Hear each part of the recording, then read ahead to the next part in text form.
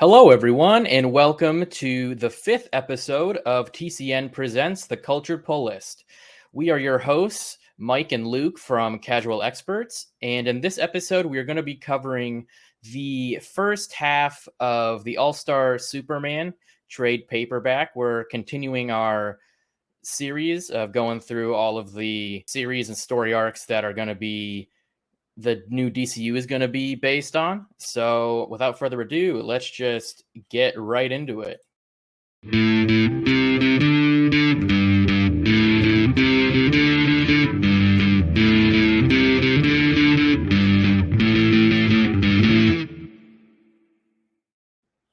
Alrighty, hello everyone.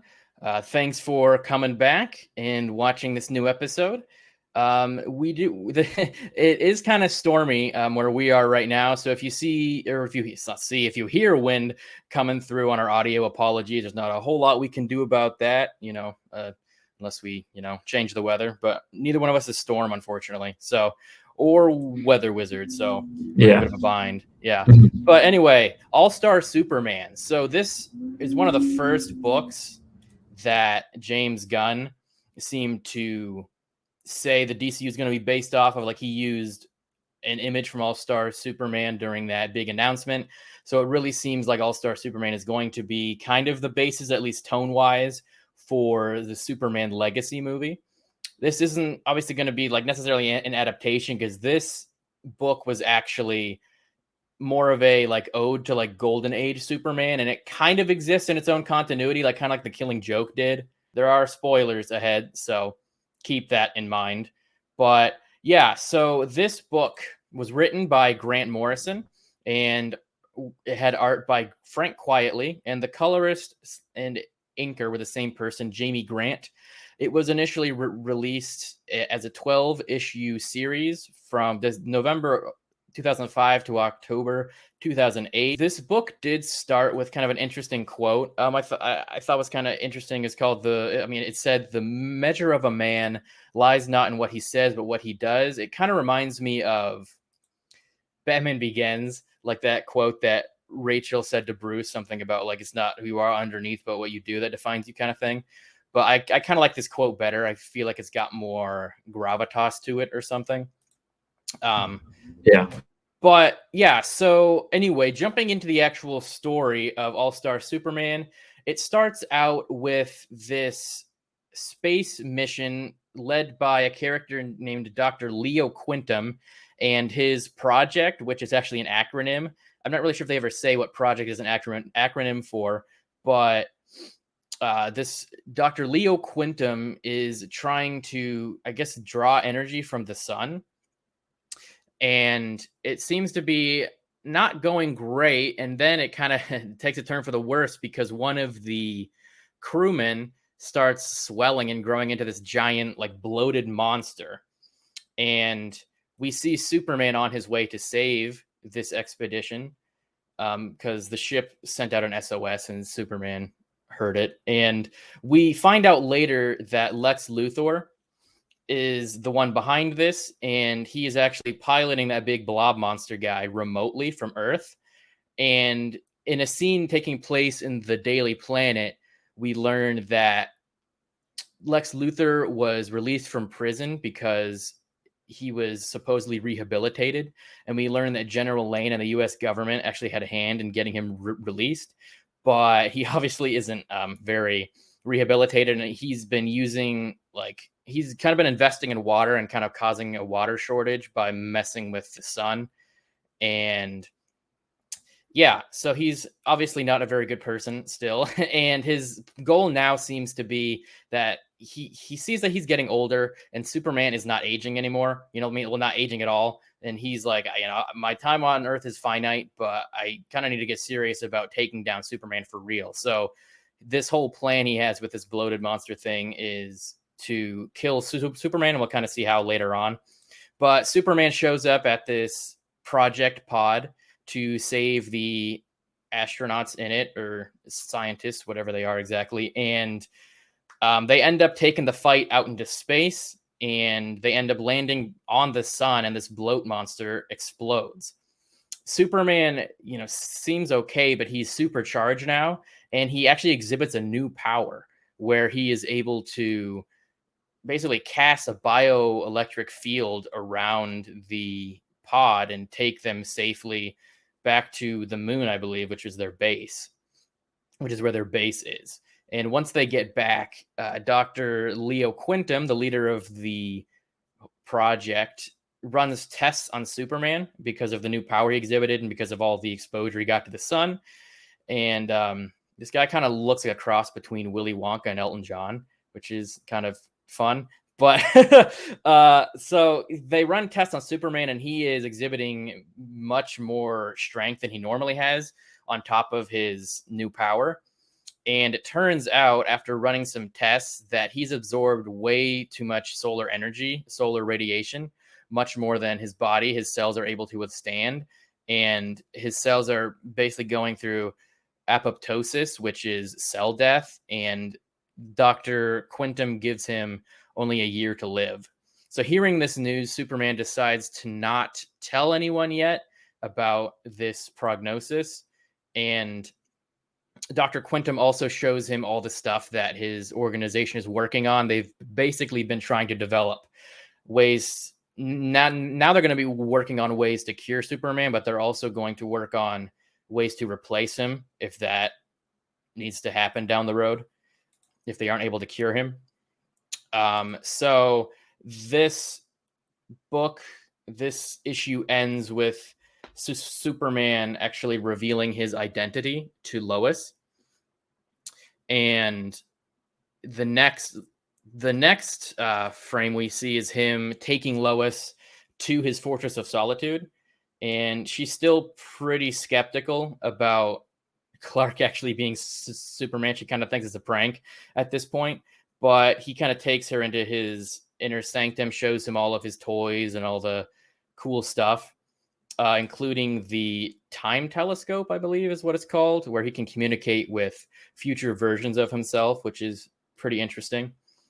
And then it is her birthday, I believe, the next day. So they have a nice dinner. That's actually him making a mini sun on this. I think he called it a cosmic anvil that he got from New Olympus. I thought that was kind of cool. He made it to, like, he's basically just like manufacturing a sun, which he's feeding to a baby sun eater. That was pretty interesting. But they end up having dinner on what seems like I guess the Titanic. I guess he just like has the wreck of the Titanic hanging out in his Fortress of Solitude, which is kind of interesting. So they have a dinner together, and Lois is still not convinced that he's actually Clark. She thinks he's still pulling his leg, pulling her leg, and Superman tries to reassure her and tries to tell her to trust him, but it doesn't really work. So during all this, she was actually able to, when he was giving her a tour of his fortress, she got a look at this room that she really wasn't supposed to see, and it looks kind of creepy. With it looks kind of like a diagram of her and like a skeleton and all this other interesting stuff, and one of his super bots is working on it. So she starts to get kind of paranoid. He leaves Lois alone in her room, and she's writing all this down and starting to think that that he's kind of changed, given all, because he does explain to her at the dinner that his powers have increased, but that includes like his intelligence, his curiosity, all that stuff. So she's thinking maybe this new super intelligence is making him kind of become less human, and she's afraid he's kind of like doing experiments on her or something. So she's definitely pretty suspicious. So she leaves her room, goes to his weapons, and grabs a kryptonite gun, and it goes to that secret room and kind of waits it out, kind of waits for him to come out. And when he does, she ends up actually shooting him with the kryptonite gun, which is kind of crazy when you think about it, because she totally could have killed him. But it turns out his supercharged powers pretty much make him immune to kryptonite at this point, which is kind of interesting. This is like, the most OP we've seen Superman like ever for the most part, which is kind of saying something. But he ends up saying that the door to that room was supposed to be closed earlier. Lois wasn't supposed to see that, and the android accidentally let out some chemicals that are basically making Lois really paranoid. So he takes her into the room and actually shows her what's going on, and he's basically synthesized his powers into a liquid form. When taken, will give the user 24 hours with his powers. And he also shows her that he's made this little superwoman suit, I guess, for her. Not really sure why he couldn't have, included legs in it, but it's fine, whatever. But so the next day, on her actual birthday, he gives her the actual serum. She takes it without really any hesitation. She's like, "Yes, that sounds awesome." But it just so happens that this giant dino monster is trying to wreck Metropolis. So Superman and Lois were just going to have a nice day together, but then this happens, and he's like, "Sorry, Lois, we gotta." I really got to take care of this dino monster. And she's like, no, honestly, sounds good to me. Let's go do superhero stuff. But before they can really do anything about it, this long-haired guy ends up just grabbing the monster and chucking him into space. And it turns out this guy is called Samson, who is a time traveler. And we also see his partner, Atlas, and they pretty much took on all of the the dinosaur guys themselves. Superman went out into space and grabbed the leader, whose name was Krull. And both Samson and Atlas are kind of flirting really hard with Lois, and basically saying, like, it's not often that there's a woman with beauty, brains, and superpowers. So they're flirting pretty hard, and Superman is like, what you guys doing? She's with me. And they're like, well, why don't we challenge you to some feats of strength to basically win Lois's hand for the most part. And she's like, well, you guys know I only have these powers for 24 hours. And Atlas goes like, well, let's still compete, and you can, like, whoever wins, you can spend your day with. So Superman doesn't exactly like go along, but he's just like, whatever, let's just go down to the center of the earth where these subterraneosauri live. They're apparently like the leftovers of actual dinosaurs that went into the center of the earth, and Krull is the son of the king. So while Superman is talking with the king, and the king tells him that it wasn't an act of war, they still respect Superman. It was his son acting independently, goaded on by Samson. But while Superman is taking care of that, Samson actually gives Lois this necklace made of radioactive crown jewels, which he says he borrowed from the Ultra Sphinx from the first dynasty of Atumhotep. So that's interesting. But Superman tells Lois that it's pretty dangerous because it's made of radioactive uranium. And she says, well, it's fine as long as I've got my superpowers. But it's not fine, because then the actual Ultra Sphinx shows up and puts Lois into this weird in-between state of not really living and not really dying. And he basically wants his necklace back, but he also, I guess, has this impossible question to ask. And Samson, who is a time traveler, knows the future, and he's saying that in this point in time, he knows that Superman will have 12 tasks, or at least I don't think he specifically says 12 yet, but he says there are several tasks he must complete, and one of them is answering the impossible question. So the question that the Ultra Sphinx asks is, what happens when the unstoppable force meets the immovable object? And Superman he's pretty confident at this point, because Samson already told him that he's going to be able to figure out the answer. And his answer is pretty much, he just says, how about this? They surrender. And the Ultra Sphinx says, response acceptable. So then he ends up letting Lois go and taking his necklace back. But Samson and Atlas still went to have an actual feat of strength from Superman. They didn't consider that good enough. So they settle on just having an arm wrestling contest, which is kind of crazy because Superman has one of them on each arm. He's just so powerful at this point. And not only that, but he beats them so bad he actually breaks their arms. So yeah, this Superman's definitely at his peak strength at this point. But Superman and Lois end up just spending the rest of the day, the rest of Lois's birthday together. They go have a nice party and dinner underneath the sea. I believe it's in or near a submarine. And then he ends up taking Lois to the moon, and they have a nice makeout sesh there. And then they end up just watching the moon together. And Lois says she feels her powers waning. She says that she can't see radio waves anymore, and she can't hear what she says the stars singing, which is kind of crazy. We don't always get that much description of how crazy Superman's senses are, so that was kind of cool. Hearing that from Lois's perspective, and she from all they did that day, since her powers are wearing off, she ends up just being exhausted and sore and just falls asleep in Superman's arms. And yeah, that is how this issue ends. You want to pick up from here, Luke? Yeah, I'll pick up with issue 4, and once again, I'm going to apologize for the wind. It's just really loud. There's not a lot we can do about that right now, but yeah. Issue 4 begins with Jimmy Olsen. He's talking with I forget the guy's name. White. Perry White. Yeah. And there's this really funny quote that half of everyone hates Jimmy, half of them want to be him, and the other half want to date him.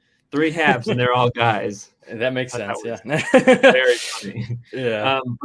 But basically, this issue is from Jimmy Olsen's perspective. I guess he's the director of Project, which is also, I think, it's related to the G-Men. He's going on this. He's taking a leave of absence, and Jimmy Olsen is basically going to be the substitute. He's going to be kind of in his place, operating Project for the day. And they're kind of taking Jimmy through the base and showing him all the things, and then they walk past this door called the Doomsday Door, and basically this is like the worst case scenario. Like it's very dangerous. It'll turn any one individual into an ultimate killing machine, so we don't use it unless we absolutely have to. But yeah, and then there's also something they mentioned here about working with Cadmus, which, if you know your DC lore, they're kind of like a very shady science group. Anyway, so they keep going down.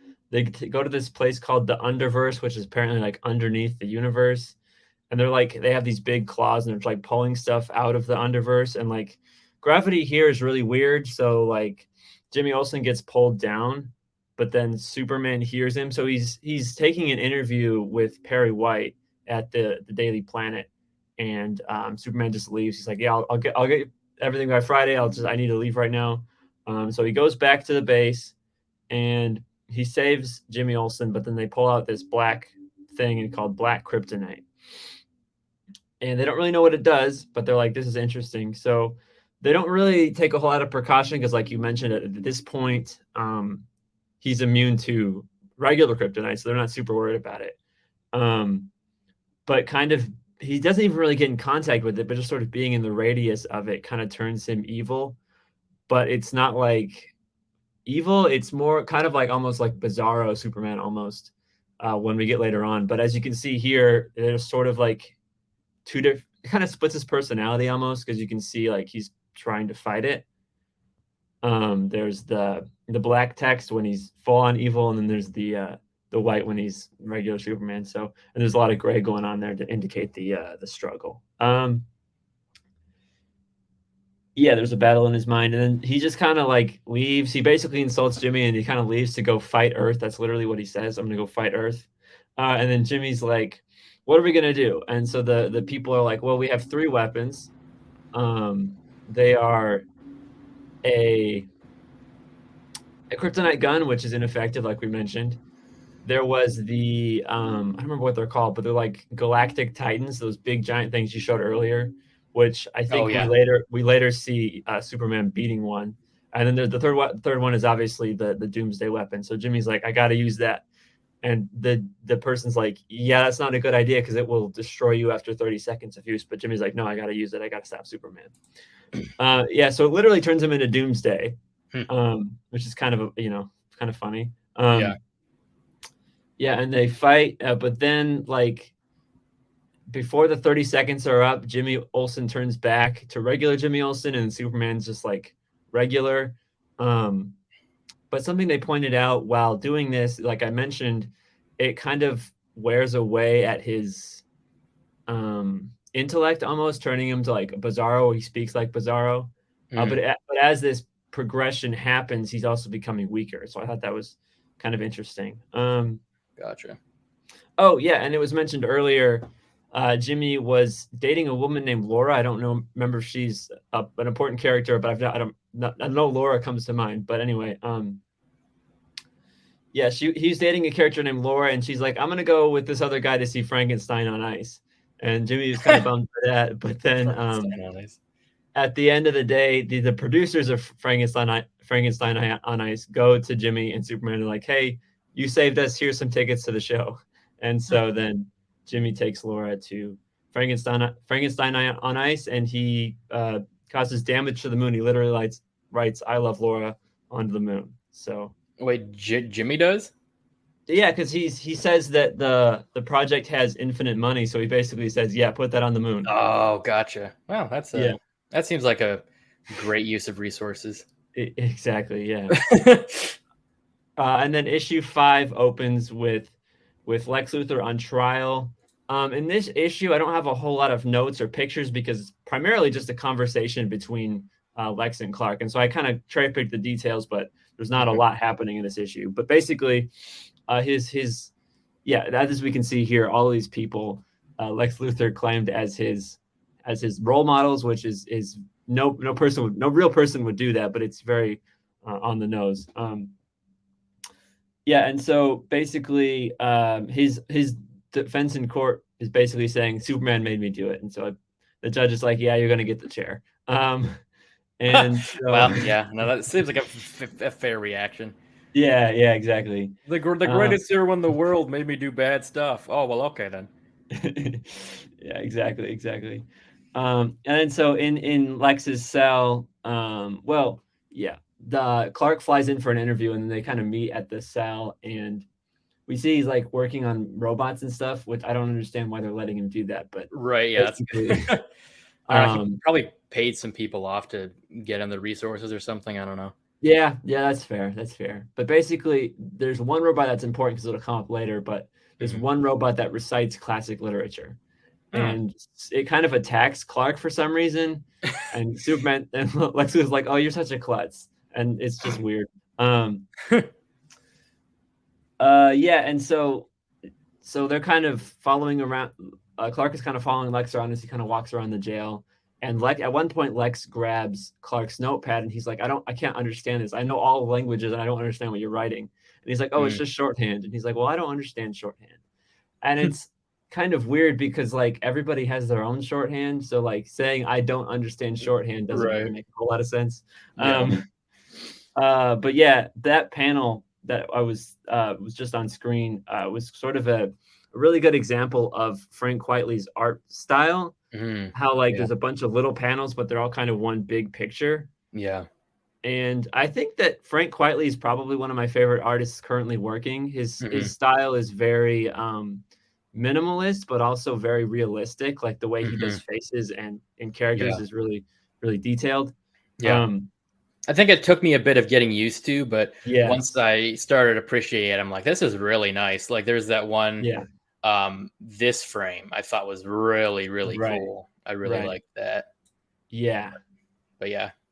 Yeah, it does take getting used to because there's a lot of detail and it's almost Hmm. uncanny. But yeah, it's really Hmm. I like it a And lot. it's kind of a mix of being hyper realistic and being like almost impressionist, like it's not Yeah, quite what people look like, but it's right, very right. detailed at the same time. Yes, yeah. And then so they're kind of talking about like Superman and like sort of the complex between like the dynamic between like Lex and Superman. Like you mentioned, Lex is kind of getting older and he's like, I just need Mhm. to get Superman out of here. I need the people to understand that Superman is not a hero. He's the problem. And like, we would be better off basically without him because we would learn to fend for ourselves. And that basically that's what's the conversation is that they're having. But as they're having this conversation, Parasite breaks out of like his restraints. And then Clark is freaking out, obviously, because Parasite drains any energy that he comes in contact with. So even like we'll see later when people are shooting him, he kind of takes the kinetic energy from the bullets and kind of Mm. absorbs it. Yeah. Um, so yeah, naturally Clark is freaking out, and there's kind of a riot that breaks out. And so there's like tear gas that he's throwing, people are throwing, and Clark runs like straight into it to save some of the guards. Mhm. Lex is like, "Well, that was stupid." Yeah. Yeah, and it's kind of almost comical in this issue because Lex will be saying something and Clark will use his powers to save somebody, but then that's right when Lex is like not seeing it, so he'll turn around and be like, "What's happening?" Mhm. There's a lot of that going on. But then yeah, they finally make it back to the cell, and Mm. basically, Superman causes he kind of leans against a wall and makes a big earthquake and makes a sinkhole, and then Parasite falls into the ground. Mhm. And as they were having the tour of the prison, the robot that I mentioned earlier, he recited Moby Dick at such a high frequency that it drilled a hole into the cell, into Lex Luthor's cell. And then Superman goes down into the hole, and he meets this goth chick that has a boat. And Lex Okay. Luthor's like, "Yeah, she'll take you away. I'm gonna stay here because I want to be here, but yeah, this she'll take you out of here." And All yeah, right. that was weird. And then in Yeah. this moment, Lex Luthor says to Clark that he was responsible. He planned the whole thing out that Mm. over radiated Superman cells and is causing him to die. So that we know that that was his plan all along. Right. Yeah, you kind of got that impression. I'm kind of surprised he admitted it. I mean, at this point, Yeah, there's nothing Superman can really do, and right. he's not gonna like seek vengeance against Luthor because that's not what he does. Hmm. So I guess it makes sense on a certain level. Right, right. And then issue 6 opens up with Clark visiting Smallville again. Mm. And basically, it opens with a monologue from Pa Kent, kind of talking about how they really wanted a kid, and like he wasn't very religious, but he at this point he was so desperate that he was basically praying. And as he was praying in a field, Superman's pod kind of fell down into the field, Mm. and they rescued him. And then Crypto kind of shows up, and Clark and him play fetch with a tree. But as they're kind of flying around, these other Supermen show up. Well, they're not. We don't know that yet. But these 3 guys show up, and they're like, "Hey, we're gonna help you. We're gonna help you do your field stuff." And they're like, "Okay, cool." And then we cut to the next day where Clark is at the diner with Lana Lang and some other guy I don't know. One of the Smallville people, I guess. Yeah. Um, Yeah, and then it's revealed that all of the 3 guys, they all have superpowers. One of them is named Calvin Elder, Mm. and he kind of sneaks up on Superman, which is like what's kind of freaked him out. But he's basically like, "Yeah, my name is Cal Kent. I'm from the future, and Mm. we know this is legit because we saw in issue 2 Yeah, and the time from the telescope. future machine." Yeah, yeah, I think it was this one. Yeah. yeah, yeah, yeah, Yep. yeah, Cal Kent. yeah. Mhm. And the other 2 guys reveal themselves to be the unknown Superman and Mr. McSplitalix. I don't know. There's not a right way to Oh, say that, but yeah. Yeah. yeah. Um, but basically, they show up and they're like, "Hey, we're here to just say hi. We're chasing this monster through time." And Mm. as they're saying this, like the monster kind of pops up out of. I'm just gonna call him Mr. K.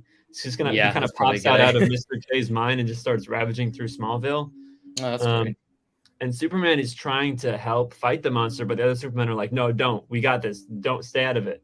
Because they reveal that as Superman's fighting him, whenever you come in contact with this thing, it sort of takes time away from you.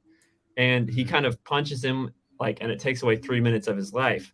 But in those 3 minutes, Pa Kent had a heart attack. And during the fighting, we see the character known as the Forgotten Superman, I think is what it was called, Mhm. and he's just kind of there talking to Pa about farming and stuff like that. And so it's revealed that at the end of the issue, these three guys just went back in time to help future Cal. Yeah. So this is right after the heart attack. Mm-hmm. Clark was flying so fast his hair caught fire, and he's like, I just he because he forgot hearing he didn't hear the heartbeat anymore, so he's like so upset. Oh, yeah. But basically, yeah, it's revealed that the three Supermen were helping Clark from the future come back and see his dad one more time. So these Oh, three are interesting. pictures of other Supermen that I thought were cool. I don't the Mm-hmm. leader of Superman. I don't know who the blonde one is, and I don't know who the other one is because they kind of all look the same. Yeah, But right. yeah, there's like it's kind of there's a bunch of different Supermen, which is interesting Mm-hmm. because it's sort of like I think Superman Legacy is a very great title if you're adapting this story because it's all kind of about that what Superman's leaving behind. Like there's a Mm-hmm. lot of Jimmy Olsen, and then the whole thing with Lois Lane's powers, and then there's like the Superman Squad as it's revealed. Mm-hmm. Yeah, very interesting. Yeah, But that's I the find idea. it. Yeah, right. I do find that interesting what you just said because I feel like they can't at least 100% adapt it Right. because this is supposed to be an older Superman, whereas it's kind of the opposite. Superman Legacy is supposed to be about a younger Yeah. Superman, not And like an there's not origin, like but one cohesive story throughout all the issues. It's kind of that's like the one shots that are loosely connected. So yeah, right, exactly. So, and I think that might be why it was published. Like, it wasn't published, like every month or every other week, like most issues are. Like, it was yeah. spread out over 2 years. Yeah. Yeah. So yeah, what did you think so far of this first half? Yeah, I really liked it. It's quite the different from Supergirl, Woman of Mm-hmm. Tomorrow. I forgot the title for a second. Definitely. Yeah. But this is a lot less. I don't know what reading Supergirl just felt super dense and there's a lot of information Mm, happening all the I time. was feeling the same thing. But Yeah. yeah, this was just super breezy and Hmm. is a lot easier to read. Yeah. I wasn't expecting it to be that. Like, not a whole lot. Like, it takes several pages to just have one key event happen. Whereas in Right. Supergirl, it was like almost every frame was Mm. something major happening. So it was kind of Yeah. hard. It Yeah. was hard to process sometimes. Mm. But yeah, I've really enjoyed this. As Yeah. a Yeah. Superman fan, I'm enjoying this. I've never actually read this Right. I haven't before. either. I've seen the animated movie, which Mm. by the way is a pretty damn good adaptation of this. So Okay. definitely should check that out. Whether you want to read this yourself or not, it would still be fun to watch the movie.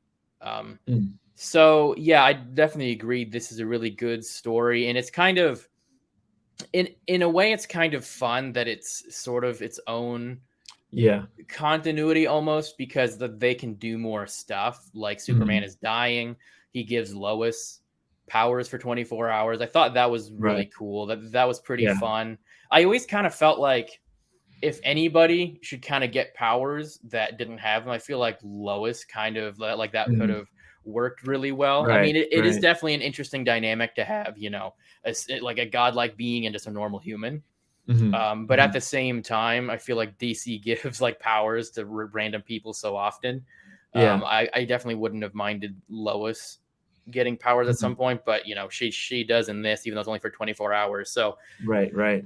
I thought that was cool. And I honestly, overall, this series is just kind of a lot of fun so Yeah. far. Like, there's definitely some more serious stuff, like Superman is dying. That's Mhm. pretty dire. But just the stuff with Samson and Atlas was just kind of fun. They're just Right. and it kind of takes things that are like world-ending or huge issues and Mhm. just kind of makes them fun, Yeah. which I feel like can go really bad, like can go sideways fast if you don't Mhm. do it right. Yeah. I Yeah, think for that sure. happens a lot, maybe with like say the MCU. Sometimes Mm. is like they take like dire situations, but doesn't exactly make them fun. Just kind of like makes fun of them, and then Yeah. it expects that to be fun. But I feel like this doesn't do that. It still kind of has the weight of what's going on, while at the same time, I think it really helps because they're such like powerful beings. It's not Mm. that big of a deal for them. Like Right, right. Superman and Atlas and Samson, they're so freaking powerful that Mm. I think the only thing that really was an issue for them was the Ultra Sphinx. And even then, Samson knew that Superman was going to be able to answer that question. Right. so I thought all that was fun. Also, kind of a theme in this whole series is Superman is supposed to be kind of accomplishing these big feats, Mm. which kind of reminds me of the story of Hercules. Mm. It's, Right. it's a little different, obviously, but I kind of wonder if that was a bit of an inspiration for this Yeah. aspect. Yeah. Um, I would say Superman's definitely kind of a Herculean character, which Mm. I Right. think, like it's been said a million times, but in a lot of ways, superheroes are kind of the modern day myths of our, Yeah. so Yeah. kind of, and a lot of them are based on Greek myths. I mean, Atlas in Mm. this is based off of the Titan Atlas. So, Right. Right. makes sense. And we did kind of talk about the art a bit from Mm. for Frank Quietly. But yeah, it's very good. Yeah. I think what mostly took me a while to get used to was I think Superman, the proportions sometimes look a little off on Mm. him. Like he looks a Yeah. little bit oafish Right. um, when he's just standing there. When he's like Mm. in action, he doesn't. But at the same time, I kind of feel like it goes back to more some of that golden age, like Yeah. strongman art, Mhm. where they make the superheroes look kind of like strongman. It kind of looks like that instead of the more modern look where they look like muscle builders, Mm. Right. or professional athletes or something like that. Yeah. So Yeah. you definitely see the fingerprints of like golden age Superman Mm. all through For this. sure. So Grant Yeah. Morrison and everyone else involved, Frank Quietly and everyone else, really did a Yeah. good job capturing that. Which Mhm. I think it could be really cool if the movie does that. Yeah. Superman Legacy. I feel like they need to be kind of careful because I feel Mm. because that's definitely what the Christopher Reeves Superman movies were like. Right. Right. Definitely very much like the golden age. And I feel like they need to kind of make sure they aren't just making a copy of those movies, kind of like Mm. Superman Returns. Right. Though that was kind of supposed to be a sequel, it was like a semi sequel kind of thing to the older Mhm. movies. I feel like it just kind of tried to make a copy of the Richard Donner movies Right. instead of doing something new. So I hope they don't I hope they Mhm. don't play it too safe. Well, at the Yeah. same time, I feel like there is a lot of fan response to this golden age Superman, So I feel Right. like if they do a good mix of golden age with some modern stuff, I think it would work well. Um, Mhm. I think Mhm. like, Zack Snyder's version was mostly modern and a Right. lot of people didn't Right. respond well to it. But I don't Mhm. think I necessarily like only golden age. I feel like he's Yeah. grown a lot as a character that you can't just keep him in the 1950s. Right. So Right. I do hope that they kind of mix the two, Yeah. For modern sure. and For sure. original. So I guess we'll Mhm. see. But Yeah. yeah, definitely a good comic so far. I kind of know how it Absolutely. ends, Yeah. but obviously, not going to say until we talk about it next time. But that is it for All Star Superman Part 1. We are going to cover Part 2 in next week. So definitely stay tuned for that. Going forward, we are going to be covering trade paperbacks in like one video when we can. This one was longer, it was 12 Right. issues in total. Right. So we kind of felt like we couldn't fit all of that into like an hour ish long episode. But yeah, I have heard that some of you weren't a huge fan of us splitting the trade paperbacks up. So yeah, we'll Mhm. keep them in one episode going forward. But before we completely wrap up, let's do our segment, Our Cultured Picks, where we talk about some issues that we've been reading recently that are of note that we recommend or at least think are worth talking about a bit, but don't necessarily warrant a whole episode. So, yeah, what's your cultured pick this week? This week I'm picking Nightwing 101, and before I jump into it, I feel like I might have been a little bit too harsh last time. I mean, I am a big Nightwing fan, and this series especially, I've been here since day one. So I've realized, regardless of the quality, I feel like I'm going to get it anyway, just because I've been here this whole time. But this issue specifically actually is quite a bit better than issue 100 in my opinion. Um, like we mentioned, it's sort of a follow up to Dark Crisis and sort of a kind of transition into the Titan series that'll pick up, I think, in May. I don't remember exactly.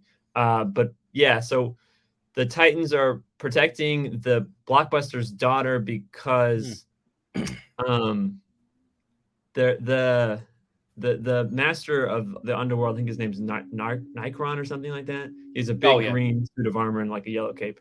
Mhm. Yeah, he's like, I need that kid's soul. And so instead of like um going after her directly, because he's afraid of Raven and Trigon, so he's kind of trying to do it sneakily. Mhm. Um and so he goes to the king of Latvia and basically he's like, "Hey, can you help me get this kid?" And that's sort of where the issue ends. But Mhm. they go during all this. They go to the wreckage of Titan's Tower, which was destroyed in Dark Crisis, and they Right. see the king's body, and they're like, "Well, that's weird because there's a king in the country and his dead body's right here." And it's revealed that basically the king is dead, and he's sort of just living there as a puppet of the guy from the underworld. Mm. Um, and then at the end of the issue, he somehow, because he's cursed to always be smiling, so we know it's him because he's smiling, but he can kind of change his forms. And so it's revealed somehow that he takes the form of Nightwing, and so now he's infiltrated the Titans. And so find out what happens next month. But the issue ends with a different story. Um, John Kent is being trained by Nightwing, and they're kind of going on a little adventure. Um, That's cool. and yeah, they have a little mystery adventure. It's quite a bit shorter than the main story, but they Sure. kind of go to this circus where the rope was snapped, and it kind of reminds Dick of his past. And yeah, it was interesting. I really like these two characters pairing, and I wish that Yeah. he would have been in the New Titans. But you Yeah, know, that yeah, would have been cool. yeah, for sure. But overall, I liked it. It was a good issue. Cool. All right, so my pick this week is Spider-Man number 5. Uh, so this is part of the ongoing story arc with Spider-Man right now, End of the Spider-Verse.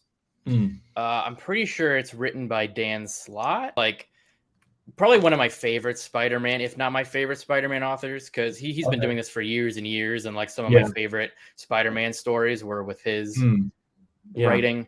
But he's been doing a really interesting job with his End of the Spider-Verse. But this issue in particular is kind of, it's part of the story, but it's contained enough that I felt like it was worth bringing up, because I kind of want to Mm. talk about the End of the Spider-Verse on this show once it ends. Yeah. But this is basically like, there are major spoilers here, so keep that in mind. But basically, Peter Parker kind of gets severed from the web of like the Okay. universe, but Yeah. basically, so he's kind of not in existence anymore.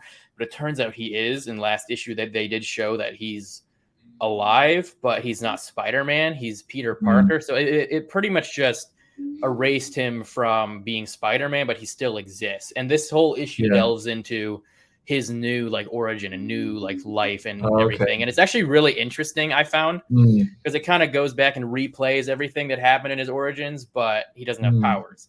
So instead of getting bitten by the spider, only Cindy Moon does, only Silk. So Mm. like they revealed a few years ago that the spider bit a second person before dying, Okay. who Yeah. is Silk. So basically, Silk kind of takes over Spider-Man's place in Mhm. everything. So she's like the original Spider person now, Right. um, and Peter Parker. So and this is a big difference too from like the movies. In the comics, the thief broke into their home and shot Uncle Ben instead of Mm. just shooting him on the street. So in this Right. version, Peter is there. He isn't, at the wrestling match. Right. And the guy breaks in and ends up actually shooting Peter, shooting Mm. him in the leg. And he manages, like, he survives, but he needs a cane for the rest of his life, pretty much. Mhm. Um, but he ends up becoming popular at school because of that. Like Flash Thompson hears what he does and thinks he's a stud, So he kind of Right. takes Peter under his wing, and Peter ends up helping Flash with his homework and all that. So they end up becoming like best friends. So he pretty much becomes Mm. best friends with Flash instead of Harry. Okay. And then he kind of becomes one of the popular kids, and Uncle Ben like survives. Um, Mm. so all that happens, and towards the end of Peter's high school years, he ends up um, figuring out like basically Silk's spider sense thing, because she's become like as popular as Spider-Man did, and he Yeah. kind of becomes obsessed with her, and he ends up figuring out her spider sense, how that works, and making a signal and basically arranging a meeting with her. And saying that he'll build her gadgets for her and they'll basically be Mhm. like a partnership, so he is like helping her even though he's not Yeah. Spider-Man, which I think is really cool because I think Mm. it would be a bit uh untrue to his character just have him like sit on the sidelines even without powers. Right, right. His characters, he's always got to be involved with helping people and saving people, so he's Mhm. inspired by Silk and wants to help her out, so that's pretty cool. But he also, I think, applies for some scholarship at Oscorp, Mm. and Norman Osborn is impressed by him and ends up showing up at his graduation as like, once you're done college, you pretty much have a job lined up at Oscorp. So that's how Okay. things end. He is Mhm. done college. He has his job at Oscorp. He's helped them create like these really crazy, cool inventions.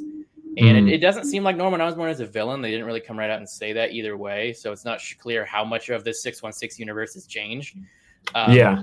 but then it kind of has a cryptic ending that ties in with the rest of the end of the Spider-Verse storyline. It kind of seems like Peter Mm. might, like, I mean, we know he's got to come back as a Spider-Man. They're not going to keep him not, Right.